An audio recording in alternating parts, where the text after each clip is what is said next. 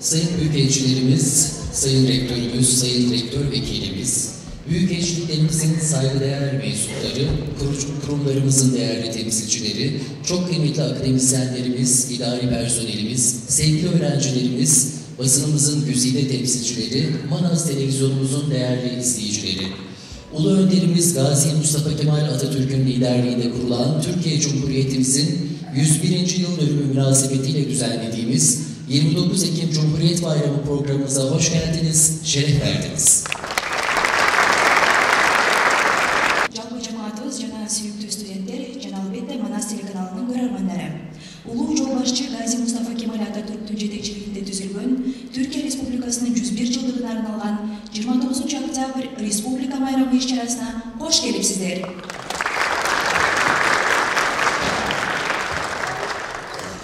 Temelleri yüksek ahlaki değerlere ve niteliklere dayanan, egemenliğin kayıtsız şartsız milletin olduğu Cumhuriyetimizin kuruluş yıl dönümü için bir araya geldiğimiz programımızda, Gazi Mustafa Kemal Atatürk ve silah arkadaşları başta olmak üzere vatanımız için canını feda eden tüm şehitlerimizin aziz hatıraları önünde saygıyla eğiliyor, TUSAŞ'taki hain terör saldırısında şehit olan vatandaşlarımıza Allah'tan rahmet, aziz milletimize başsağlığı diliyor, sizleri saygı duruşuna ve milli marşlarımızı okumaya davet ediyoruz. Эгемендүүлүгүнүн жана мамлекеттүүлүгүнүн түбөлүк өзөгү болгон жогорку адеп ахлактык баалуулуктарга негизделген Түркия Республикасынын 101 жылдыгын белгилеп жатып, Гази Мустафа Кемал Ататүрктү, анын куралдаштары баш болгон Түркия үчүн жанын берген шейиттерди, ошондой эле түрк авиациялык жана космостук өнөр жайындагы террордук кол салууда каза болгон боордошторду терең урматтоо менен эскерүүгө жана эки өлкөнүн мамлекеттик кийимдерин аткарууга чакырабыз.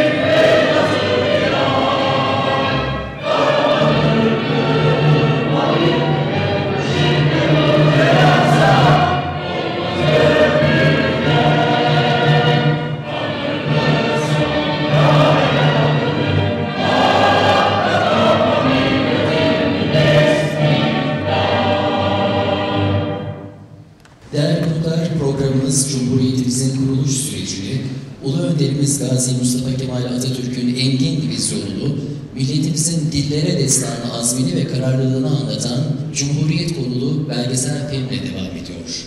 Ардактуу коноктору, анда эмесе Түркия Республикасынын түзүлүш тарыхын, Gazi Mustafa Kemal Atatürk'ün терең ой жүгүртүүсүн, Ордуш түрк элинин эркиндиги үчүн күрөшүүдөгү кайраткандыгын да базалаган даректүү тасма назарыңыздарда.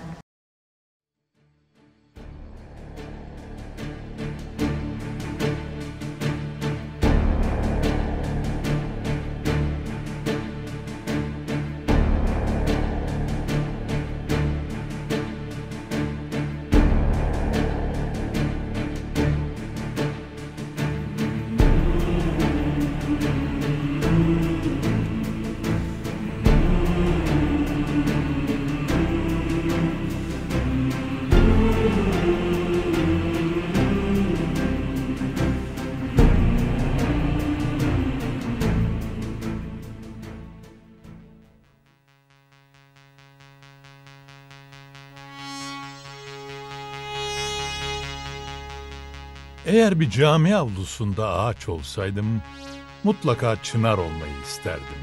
Gölgemde nur yüzlü, ak sakallı dedeler otursun da, arada bir tarihi yad etsinler ki kökler yeşersin.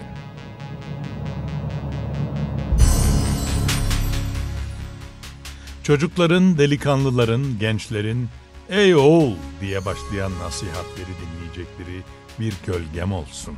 Dalıma salıncaklar kurulsun. Çınar olursam ömrüm uzun olur. Tarihe şahitlik ederim. Rabbimin nurunu her sabah ilk ben görürüm. Çınar olmak için önce toprak gerek. Toprak seninse kök salarsın derinliklere. Kimseye zarar vermeden sessizce. Kökler sağlamlaştıkça esen rüzgar ve fırtınalar, kasırgalar dalını oynatamaz çınar. Önemli olan dik durmak değil midir hayatta insana yaraşan?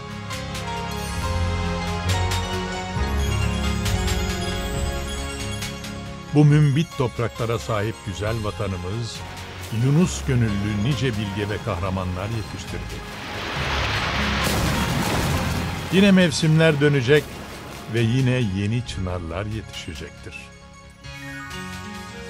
Toprak ve ektiğin tohum seninse mahsul de senin olur.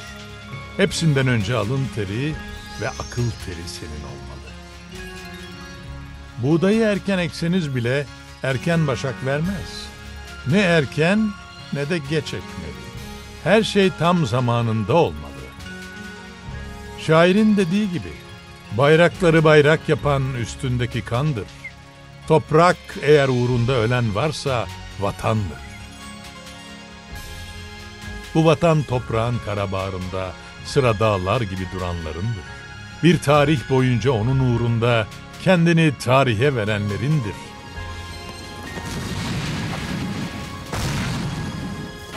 Binlerce yıllık insanlık tarihinde daima var olan ve hep var olacak asil milletimizin şehitlerinin kanıyla kazanılmış bu topraklarda, Gazi Mustafa Kemal Atatürk'ün önderliğinde Türk milletinin aziz evlatları 100 yıl önce taze bir çınar dikmişti bu vatana. O şimdi ulu bir çınar oldu. Türkiye Cumhuriyeti Devleti, ilim irfan yuvalarında yetiştirdiği geleceğin teminatı gençleriyle modern çağın bilgi teknolojisini bu topraklar üzerinde ve mavi vatan sularında verimli biçimde kullanarak gurur veren buluşlar gerçekleştiriyor.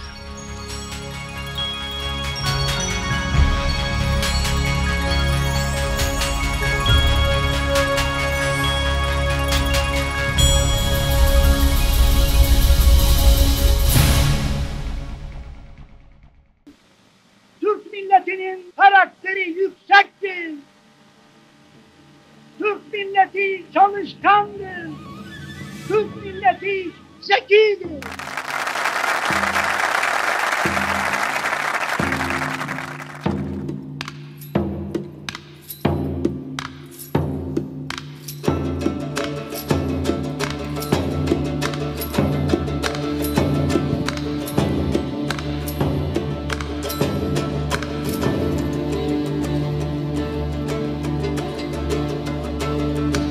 Türk milleti, Türkiye Cumhuriyeti topraklarından daha geniş bir gönül coğrafyasına sahip olmanın sorumluluğunu üzerinde taşımaktan asla yorulmayacaktır. Daha büyük, daha güçlü, daha müreffeh bir Türk dünyası için nice yüzyıllara el ele, gönül gönüle, ötelerin ötesine, dirliğe, birliğe gideceğiz.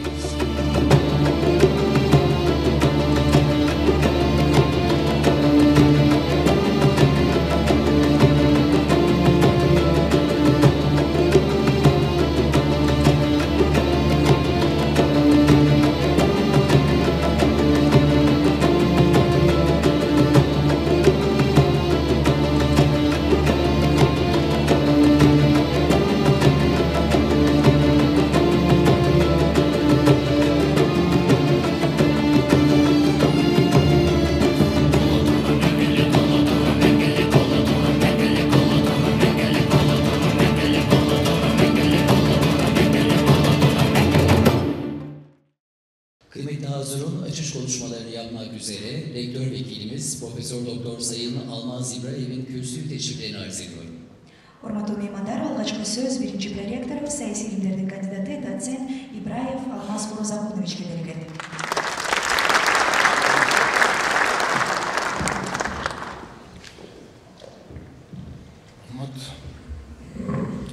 Саламатсыздарбы, урматтуу бүгүнкү Түркия Республикасынын 100 жыл мааракесине арналган илимий конференциянын катышчылары, ардактуу коноктор, урматтуу Түркия Республикасынын Кыргызстандагы элчиси, ошондой эле ардактуу коногубуз болгон Азербайжан Республикасынын Кыргызстандагы элчиси, ошондой эле урматтуу ректорубуз, проректорлор, урматтуу профессорлор жана ошондой эле албетте сүйүктүү биздин студенттерибиз. Бүгүн биздин университетибизде өтө маанилүү иш-чара болуп жатат. Бул иш-чара боло турган болсо тарыхый иш-чара. Бул иш-чарада биз өзүбүздүн ушу тарыхыбызды, маданиятыбызды, баскан жолубузду, ошо ата-бабаларыбыздын кылган батырлыгы жөнүндө сөз кылабыз. 100 жыл мурда кандай абал эле, бүгүнкү күндө кандай абал эле. Ошол жөнүндө бүгүнкү биздин конференциябыз. Көчөкү күндөн бүгүнкү күнгө тарта дегендей да. Ошондуктан урматтуу катышчылар, анан 1923 жылы 29 октябрда так ушул күндөрү Түркиянын тарыхын мындан ары бура турган, жаңы жолго багыттай турган окуя болуп, мамлекеттилик түзүлүп, эгемендүүлүккө жеткен. Биз деле ушул кыргыз эли катары, Кыргызстан катары эгемендүүлүк, ушул башка элдин астында болбоо, азаттыктын бүгүнкү күндө биз дагы ошонун баркын билип жатабыз. Бул канчалык баалуу экенин, буну канчалык баа жеткис бир немат экенин бүгүнкү күндө сезип турабыз. Ошондой эле 101 жыл мурда биздин боордошторубуз, биздин ушу түрк бир туугандарыбыз өзүнүн эгемендүүлүгү үчүн канын төгүп, жанын курмандыгын чалып, жан беришкен, курбандык кылышкан. Ошонун натыйжасында мына бүгүнкү күндө биз эми гүлдөгөн, эркин, көз карандысыз Түркия Республикасы деп таанып жатабыз. Ошол кезде батыр, баш болгон, лидер болгон Мустафа Кемал Ататүрк баштаган кыймылда ошо канча деген кишилер шейит болду. Канча кишилер өзүнүн ушул өлкөсү үчүн, эгемендүүлүгү, багымсыздык үчүн өзүнүн канын төгүштү. Ошодой бүгүнкү күндө даңкайы жана ошондой эле биз аларга дуа кылып, бүгүнкү күндө жакшы артынан Куран окуп, жакшы сөздөрү менен эстеп жүрүштүрүбүз. 101 жыл өтүп жатат. Бүгүнкү күндө Түркия мамлекети бардык тараптан өнүккөн десек болот. Азыр биз көрүп атабыз, ошо авиациядан баштап, экономика жагынан болобу, билим берүү жагынан айта турган болсок, ошо эки өлкөнүн ортосундагы кызматташуунун ортосунда биздин Кыргыз-Түрк Манас университетинин 30 жылдан бери иштеп жатат. Кыргызстанда мындан башка дагы көптөгөн билим берип жаткан окуу мекемелери бар. Башка жактагы дагы бизде ушундай жемиштүү кызматташуубуз жүрүп келе жатат. Ошондуктан урматтуу бүгүнкү конференциянын катышуучулары, Түркия Республикасынын,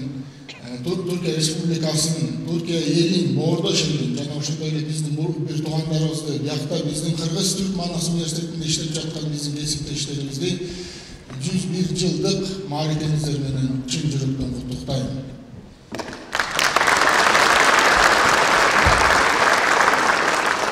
Албетте, Түркия Республикасынын тарыхы 101 жыл менен чектелбейт. Биз билгендей, азыркы тасмада көрсөткөндөй 1000 жылдан ашык тарыхы бар. Ошол жылдар бою түрк эли, түрк мамлекети өзүнүн тажрыйбасын, билимин топтоп келди. Бул ошо кылымдар бою топтолгон тажрыйба. Бул тажрыйбадан өрнөк катары биз дагы үйрөнсөк болот.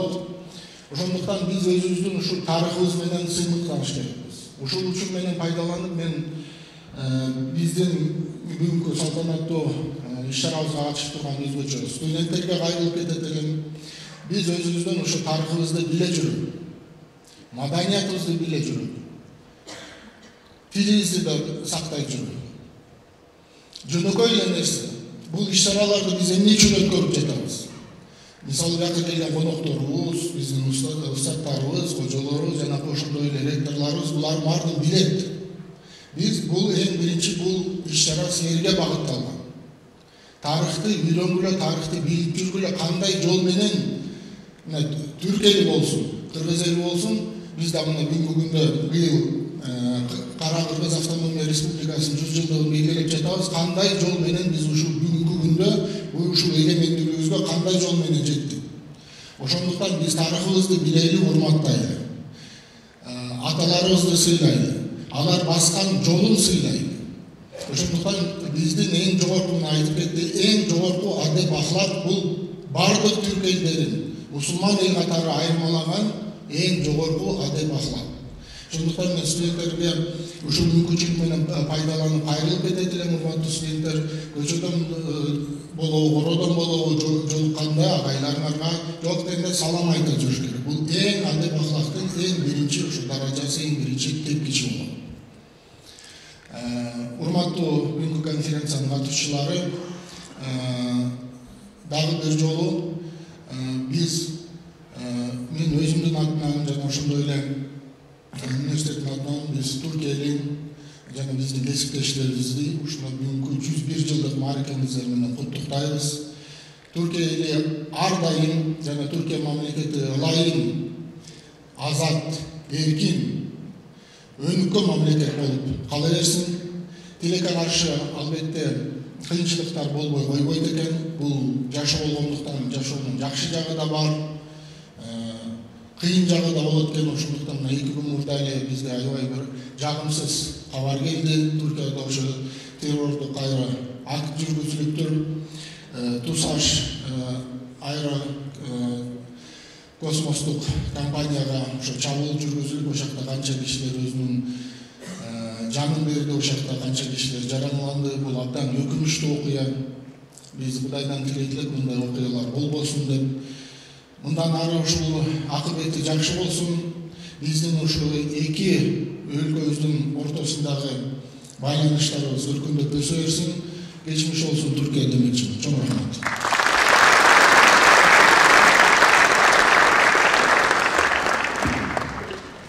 Çok rahmat Zafer.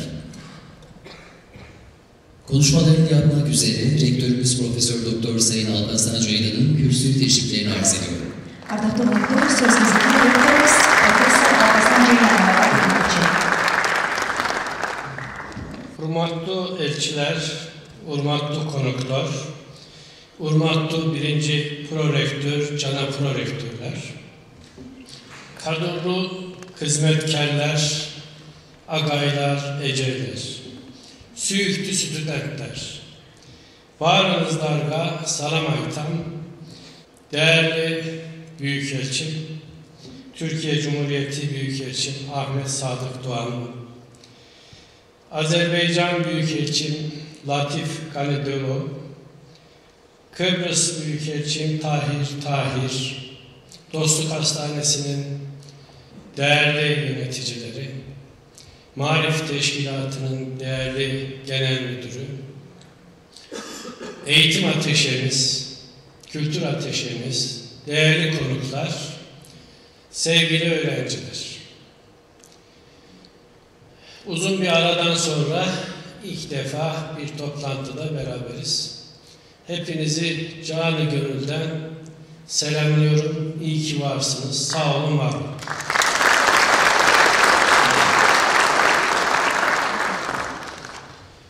Geçen yıl malum 100. yılımızı hep birlikte coşkulu bir şekilde kutlamıştık. 100. yıl anısına da 100 çalışma yapmıştık. Bu çalışmalar arasında 3 fakülte, 4 enstitü, 20 laboratuvar ve çeşitli birimleri teşkil etmiştik. İnşallah Sayın Cumhurbaşkanımız Recep Tayyip Erdoğan Bey Kırgızistan'ımıza teşrif edecek. Kırgız Cumhurbaşkanımız Sadır Japarov Bey ile üniversitemizi bekliyoruz. Bu açılışları yapmak üzere. Elbette ki 100. yılları kutlamak bir ülke için önemlidir. Aslında Türk milletinin 5000 yıllık bir tarihi var. Bu tarihin içerisinde yüzlerce, binlerce yüzyıl kutladık. Dolayısıyla biz tarihiyle şeref bulmuş, düşünceleriyle dünyaya yön vermiş bir medeniyetin evlatlarıyız. Bu medeniyetin egemen olduğu dönemlerde dünyada huzur olmuştur. Yani Türk milleti sadece kendi için yaşamamış, yaşadığı toplumda da, dünyada da huzur ve mutluluk vermiştir. Bugün ülkemizin çevresinde yaşananlar tarihi açıdan incelendiğinde görülecektir ki Osmanlı Hanedanlığı'nın bu bölgelerden çekilmesinden sonradır. Aynı şeyi biz Balkanlarda yaşamadık mı? Balkanlarda da yaşadık. Çünkü Türk milleti 5000 yıllık tarihinde hiçbir zaman insanları ezmek için, insanları sömürmek için egemen olmamıştır. Ahmet Yesevi Hazretlerine soruyorlar. Diyorlar ki, Müslüman mısın? Diyor ki, Türk'üm, Müslümanım elhamdülillah. Ama diyorlar ki size Türk olduğunuzu sormadık. Diyor ki, din seçimdir, millet kaderdir. Biz millet olarak kaderimizi yaşıyoruz. Türk milletinin kaderinde hiçbir zaman insanları sömürmek yoktur. Bunu her vesileyle ortaya koymuştur. Ama maalesef Osmanlı'nın son döneminde bunları görmedik. Her milletin yükselme ve çöküş dönemi var. Aslında biz Türkiye Cumhuriyeti'nin son 100 yılını konuşuyoruz. Aslında Türkiye Cumhuriyeti'nin yaşadığı 100 yılın değerini bir önceki yüzyılda bakmak lazım. Çünkü tarihi olaylar kendinden öncekinin sonucu, kendinden sonrakinin de sebebidir. Bugün yaşadıklarımız 100 yıl önce yaşadıklarımızın sebebidir. Dolayısıyla biz meşrutiyeti bilmezsek, tazminatı bilmezsek, biz Türkiye Cumhuriyeti'nin yaşadığı zorlukları anlamak durumunda kalırız. Cumhuriyet aslında bir anda karar verilmiş gibi lanse ediliyor. Hayır, bunu Amasya Genelgesi'nde, Erzurum Kongresi'nde ve Sivas Kongresi'nde dile getirildiğini satır aralarından okuyabiliriz. En önemli unsurlardan biri himaye ve mandanın kabul edilemeyeceğidir. Mustafa Kemal ve arkadaşları kesinlikle buna karşı olduklarını ifade etmiştir. Gerçi o dönemin aydın geçinenlerinin bazıları himaye ve mandanın çok kıymetli olacağını da ifade etmişlerdir. Ancak daha sonraki dönemlerde okyanus ötesinden ve Avrupa devletlerinden bazıları Cumhuriyet'in kuruluşunda elde edemedikleri kazanımları baskı unsuruyla elde etmeye çalışmıştır. Bugün Türkiye Cumhuriyeti'ndeki sıkıntıların bir kısmının terörle ilgili olduğunu biliyoruz. Ama terörün tek bir kaynakla 3-5 çapulcuyla yapılmadığını da iyi biliyoruz. Türkiye Cumhuriyeti son 30 yılda çapulcularla mücadele ederken arkasındaki güçlerle de mücadele etmiştir. En son yaşadığımız Ankara'daki olaylar hepimizi üzdü.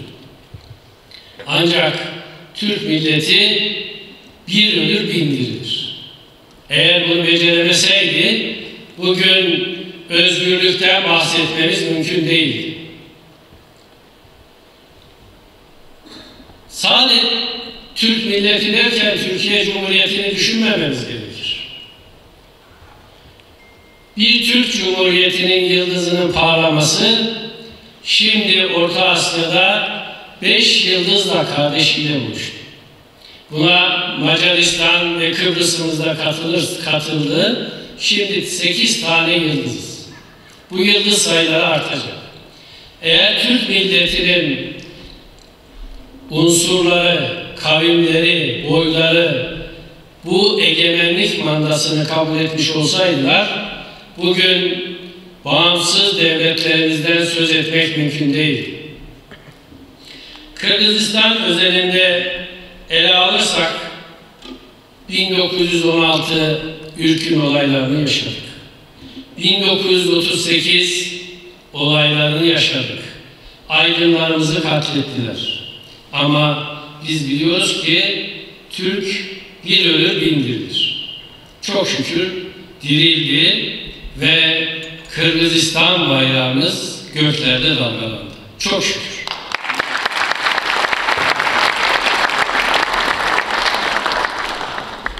Daha nice yıldızlar bekliyoruz. Türk milletine daha nice yıldızlar lazım. Ama bu yıldızların da birlik ve beraberliği, kardeşliğinin her gün güçlenmesi lazım. Bu güçlenmek için Cumhurbaşkanlarımız önemli adımlar atıyorlar. Bu sevindirici unsur adımların sık atılmasıdır. Mesela Türk Dünyası Devletler Teşkilatı'nın kurulması bu anlamda çok kıymetliydi. Biliyorsunuz daha öncesinde Türk dili konuşan ülkeler, Türk Kereşi gibi isimlerle anıldı. 12 Kasım 2021'de İstanbul'da Sultanahmet'te Türk Devletler Teşkilatı kuruldu. Ve adımlar o kadar hızlı gelişiyor ki bu adımlar hepimizi sevince boğuyor.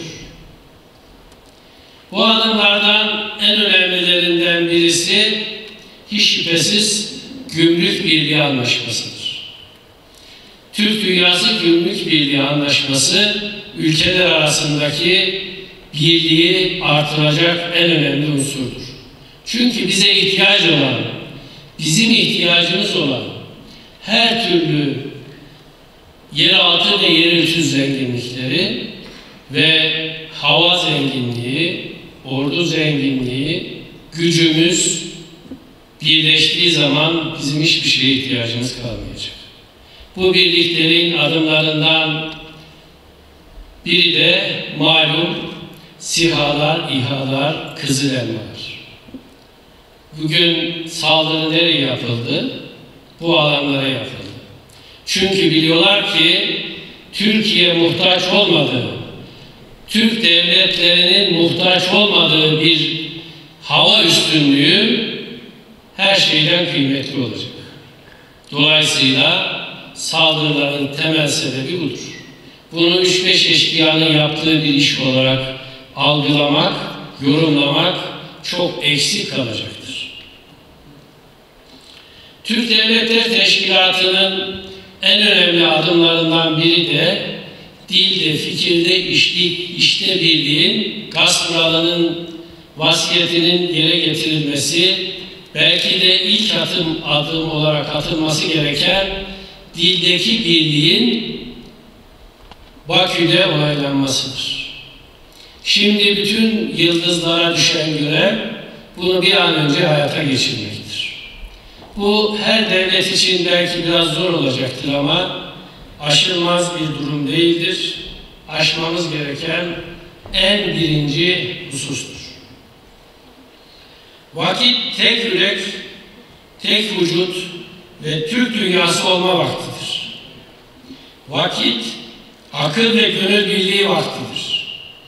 Vakit ecdattan teslim alınan mirasın gelecek nesillere, siz gençlere hak ve temiz bir şekilde teslim edilmesidir. Vakit gençlerimizin Cumhuriyet'in ilelebet geleceğini taşıyacak nitelikte yetişmesini sağlamaktır. Manas Üniversitesi'nin en önemli gayesi de budur. Eğitim alanında üzerine düşeni en iyi şekilde yerine getirmektir. Sevgili meslektaşlarım, kesiptaşlarım çok önemli gayretler sarf ediyorlar. Henüz resmi olarak ilan edilmeyen bir sonucu da bugün sizlerle paylaşmak istiyorum. Yeni küres verilerine göre Asya ülkelerinde 60 üniversiteyi daha geçtik. 230. olduk. Bu başarıyı elde eden siz değerli hocalarımı canı gönülden kutluyorum. Biz bugüne birlikte geldik, zorlukları aştık. Bundan sonra da daha iyi noktalara geleceğiz. Merkezi Asya dediğimiz Kazakistan, Kırgızistan, Özbekistan, Türkmenistan yani Türk coğrafyasındaki ülkeler arasında da ilk 10 üniversiteden biriyiz. Bu da üniversitemizin ne kadar kıymetli olduğunu gösteren bir husustur. Değerli konuklar, değerli misafirler, değerli öğrencilerim, sizinle hep gurur duyduk. Biz Türkiye Cumhuriyeti'nin 100. yılını kutladık, 101. yılını kutluyoruz. Karakırgız Cumhuriyetimizin 100. yılını kutluyoruz. Onunla ilgili de güzel şeyler yapmaya devam edeceğiz. Bugün yapmamız gereken Fener alayımızı Pazartesi gününe bıraktık. Pazartesi günü yine coşkulu bir Fener alayı yapacağız. 12 Kasım'da da geçen yıl Manas Üniversitesi yine bir ilki imza atmıştı. Atabeyit'te girişten şehitlerimizin olduğu alana kadar bayrak yürüyüşü yapmıştık. Yaklaşık 900 metrelik bir yürüyüştü. Bu sene 12 Kasım'da yine bu yürüyüşümüzü, atalara saygı yürüyüşümüzü hep birlikte gerçekleştireceğiz. Buna Türk kurumlarını, diğer kurumları ve Kırgız Milli Eğitim Bakanlığı'nı da dahil etmek istiyoruz. Çok daha kapsamlı yapmalıyız. Geçen yıl yaklaşık 300-350 kişi yürümüştük. İnşallah bu sene 500, önümüzdeki yıllarda da binleri bulan bir sayıyla bu yürüyüşümüzü yapacağız. Cumhuriyetimiz kutlu olsun. Türk milleti var olsun. Bütün boylarıyla, bütün devletleriyle var olsun. Türk milletinin ilelebet var olacağına hiç şüphemiz yok. Türk milletinin dünya sahnesinden silinmesi için güneşin dünyayı ısıtmaması lazım. Ancak o zaman Türk milletinden bahsedilemez. Çünkü Türk milleti düştüğü her yerden ayağa kalkmış bir millettir. Bu milletin evladı olmak da büyük bir onur ve şereftir. Hepinize saygılarımı sunuyorum.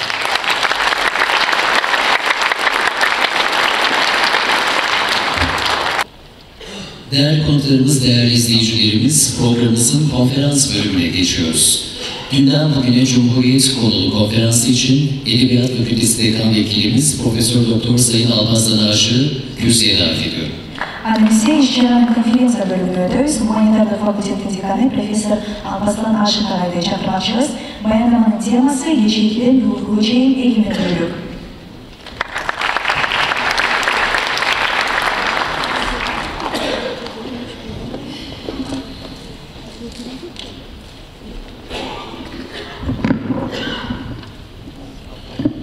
Sayın Türkiye Cumhuriyeti Bişkek Büyükelçisi, değerli Azerbaycan Bişkek Büyükelçimiz, Kıbrıs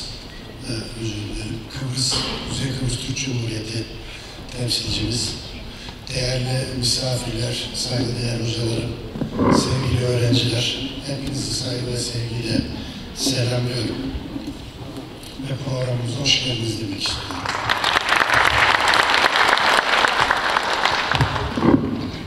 ...29 Ekim 1923 Cumhuriyet ilan edildi. Ağzımızdan aslında böyle bir çırpıyla dökülen bu cümle özünde çok derin bir tarihi ve çok mücadele içerisinde barındırır. Eğer bu tarihe kısaca bir göz atacak olursak, tarihi süreç içerisinde ilk dikkatimizi çeken tarih 1808 yılı olacaktır. Bir anlamda miladi bir dönemdir. Çünkü bu dönemde Senedi İttifak ilan edilmiştir. Senedi İttifak her ne kadar kimi araştırmacılara göre anayasal bir başlangıç olarak kabul edilmese de aslında anayasayı ihtiva eden bir belge niteliğindedir. Ve 2. Murat döneminde bu gerçekleşen süreç, başlayan süreç, 2. Abdülmecit'in tahta geçmesiyle biraz daha hızlanarak devam etmiştir. 2. Abdülmecit'in tahta geçmesiyle Osmanlı'nın içinde bulunduğu durumu biraz daha iyileştirmek maksatıyla 1839 tarihinde Tazminat Fermanı ilan edilmiştir. Senedi İttifak esasında bugüne kadarki Türk tarihinde devlet iradesinin kendi hakkından taviz verdiği veya vazgeçtiği ilk belge olma niteliğini taşırken Tazminat Fermanı ise sultanın, yani Osmanlı Sultanı'nın kendi arzusuyla bu fermanda yer alan bazı ilke ve kurallara uyacağını kabul ettiği bir ilk olma niteliğini taşımaktadır. Bu da bu anlamda Cumhuriyet'e giden yol için bir başlangıç veya mihenk taşıdır diyebiliriz. Daha sonra 1856 yılında ilan edilen Islahat Fermanı ise Tazminat Fermanı'nın pekiştiricisi niteliğini taşımaktadır.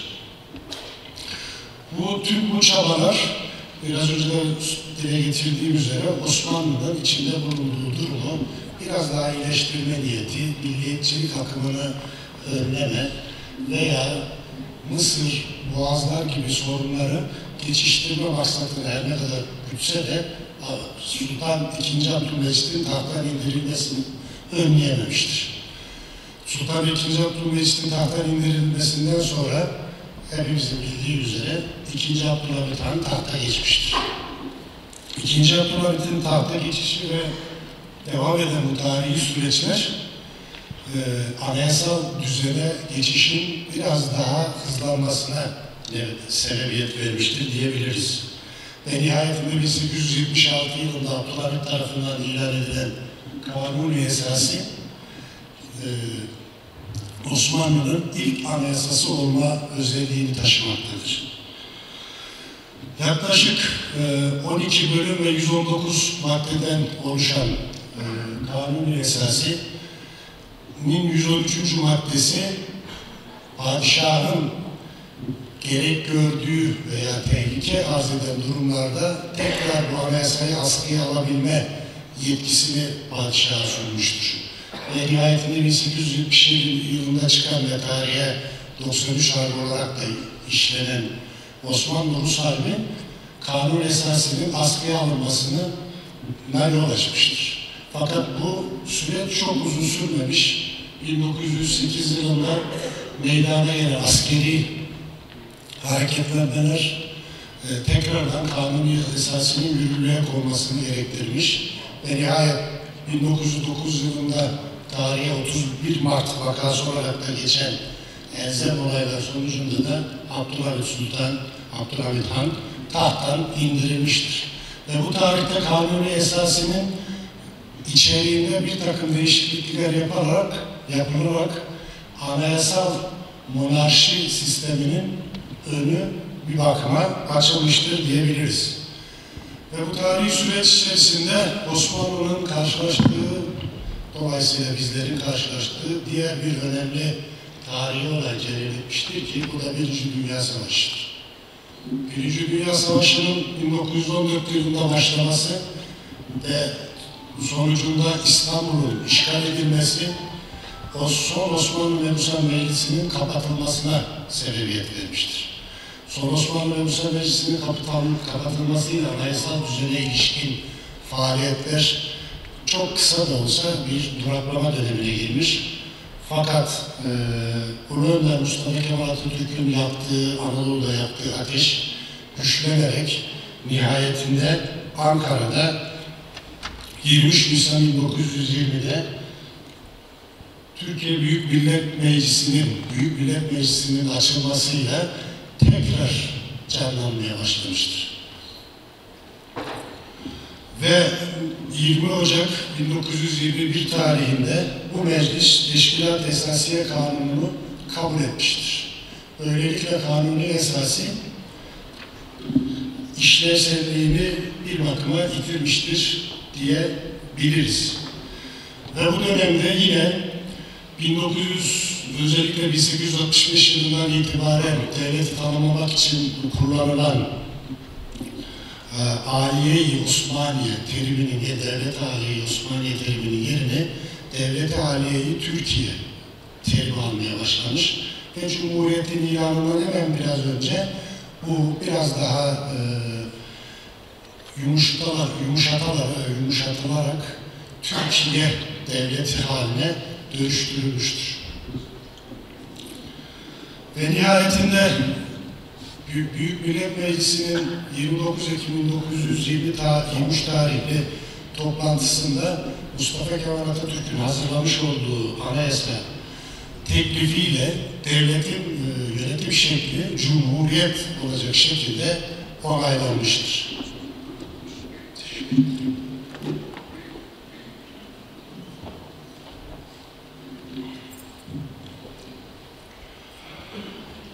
Bu aşamada sanırım biraz buraya bir parantez açmamız gerekecek. Evet, Cumhuriyet ilan edilmiştir fakat burada ortada olan şöyle bir durum vardır ki Türk tarihine baktığımız zaman bize tarihi kaynaklar, biraz önce Sayın Rektörümüzün de bahsettiği üzere miladın başlarını işaret eder ama arkeolojik kaynakları biz incelediğimiz zaman bu tarih çok çok daha geriye gider. Ve bu noktada Türklerin yönetim şekli, Tanrı'da kut bulduğu inandıkları hakanlarının etrafında toplanarak onun liderliğinde coğrafyaları yurt etme ve devletlerini idame ettirme şeklinde sürmüştür. Aslında Cumhuriyet bir bakıma bu sürecin yeni bir boyuta taşınmasının da bir aşaması olmuştur. Yani uzun yıllar devam eden Türk yönetim şekli Cumhuriyet ile farklı bir boyuta geçiş yapmıştır diyebiliriz. Cumhuriyeti biraz da bu yönüyle esasında değerlendirmekte fayda vardır. Şunun altını çizmek isterim ki Cumhuriyet'in ilanı tüm her şeyden bağımsız ve yalın bir ifadeyle biraz da çağın bir ihtiyacı ve gereği olarak ortaya çıkmıştır, doğmuştur diyebiliriz. Ve bu Türk devlet yönetim sistemi 29 Ekim 1923 tarihine kadar varlığını devam ettiriyor. Burada tabii ki araştırmacılar birçok soruyu ve soruyu ortaya atıyorlar. Cumhuriyetin ilanı bizlere ne kattı veya bizden ne eksiltti? Artısıyla eksisiyle bununla ilgili birçok yayından, kitaptan ve araştırmadan bahsetmek mümkün. Ben konuşmamın ilerleyen kısımlarında bu konuya tekrar döneceğim ama biraz konudan kopmama maksatıyla ve sizlere de biraz düşünme fırsatı tanıma sebebiyle tekrar Cumhuriyet'in ilanına bir dönüş yapmak istiyorum. Cumhuriyet'in ilanı gerek öncesi ve gerek sonrasındaki evrelerle bugünkü Türkiye Cumhuriyeti Devleti'ni doğurmuştur diyebiliriz. Cumhuriyet'in ilanıyla birlikte devlet yönetimi milli iradeye teslim edilmiştir. Kadınlara bu noktada söz hakkı tanınmış, eğitim, ekonomi, hukuk, sanayi gibi birçok alanda atılımların yapılmasına ve Mustafa Kemal Atatürk'ün ifadesiyle muhasır medeniyetler seviyesine ulaşılmaya yönelik bir çaba ortaya konmasına vesile olmuştur. Biz tarihçilere sorduğumuz zaman Türk yurdu neresidir diye genelde şöyle bir ifadeyi de çok sık kullanırız. Çin Seddi'nden Adriyatik Denizi'ne kadar olan kısım Türk yurdudur, Türk coğrafyasıdır diye. Ama bugün gelinen noktada Türkiye Cumhuriyeti Devleti bu coğrafyanın da çok ötesine geçmiş bir devlet konumundadır. Biraz önce Sayın Rektörümüzün ifade ettiği gibi gönül sınırlarının aslında hududu bütün cihanı sarmış durumdadır. Çünkü atası Bilge Kağan'dan aldığı vasiyetle hareket eden Türk milleti nerede bir mazlum görse onun yardımına koşmuş, açları doyurmayı, çıplakları giydirmeyi kendine bir ilke, bir ahlak olarak benimsemiştir. Ve bugün gelinen noktada daha önce etrafına toplanıp lider etrafında ülkesini yöneten Türk halkı bugün sahip olduğu yüksek teknolojiyle Kaan'ı daha yükseklere, gökyüzlerine ve sınırsız hudutlara ulaştırmayı başaran bir devlettir. Eğer tabiri caizse, bunu klasik olarak söylendiği için söylüyorum ama caiz olduğunu kalben düşünüyorum. Aklınıza sığınarak bu içimden geçen şeyi de paylaşayım sizinle. Cihana da sığmayarak bugün Kızıl Elması'nı uzaya taşımayı başarmış bir Türk devletidir. Ve bu çalışmalarına, bu çabalarına sadece Türkiye Cumhuriyeti halkı için değil, yeryüzündeki tüm Türk halklar için ve dünya insanlık için büyük bir azim ve hızla devam etmektedir.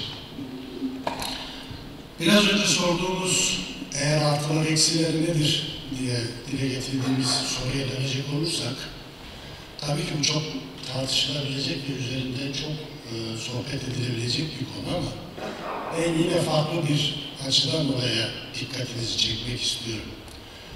Bildiğiniz üzere Ulu Önder Mustafa Kemal Atatürk, Sovyetler Birliği gücünün zirvesindeyken bir gün bu Sovyetler Birliği dağılacak ve burada bulunan kardeşlerimiz özgürlüğüne kavuşacak. Bizlere de düşen onlara kucaklayacak, yardım edecek düzeyde bir hazırlık yapmak ve buna hazır olmaktır diye bize bir ilke, bir yön çizmiştir. Belki de bu şuurla hareketle 29 Ekim 1923 tarihinde Cumhuriyeti ilan etmiştir. Sanki 1990 yıllarını Sovyetlerin dağılmasını öngörmüş ve Cumhuriyet düzleminde tüm Türk halklarının buluşabileceğini ve buluşacağını sezmiştir. Bugün sizlere şöyle bir soruyla esasında sizlere de yöneltmek isterim. Eğer 1923 tarihinde Türkiye Cumhuriyeti devleti, Cumhuriyet rejimini ilan etmemiş olsaydı, bugün biz ne kadar alfabe birliğinden, ortak ekonomiden, ortak işbirliklerinden, Türk Devletleri Teşkilatı'ndan bahsedebilecektik. Bunu gerçekten düşünmek lazım. Cumhuriyet hem Türkiye'ye hem de Türk devletlerine bu ortak fikirleri ve ortak noktalarda buluşma zeminini oluşturmuş olması bakımından da aslında oldukça önemlidir. Eğer ki içimizdeki herhangi bir Türk devletinin birinin veya birkaçının Cumhuriyet dışında bir rejimle yönetildiğini eğer şu anda düşünecek olursak, bugünkü geldiğimiz seviye sanırım ki, hatta korkarım ki gelmemiz pek mümkün değildir.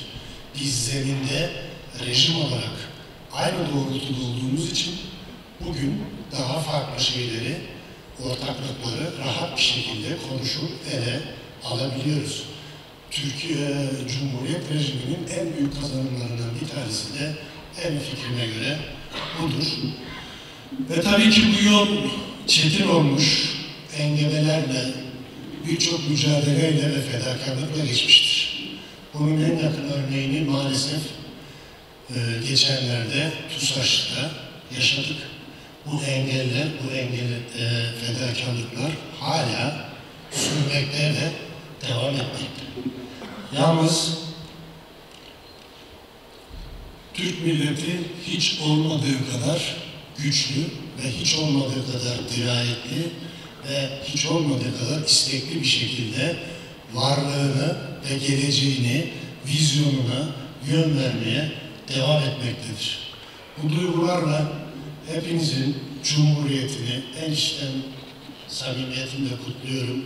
Nice yüzyıllara, nice cumhuriyetlere hep birlikte ulaşma, Cumhuriyet bayramlarına hep birlikte ulaşma dileğiyle saygılarımı sunuyorum.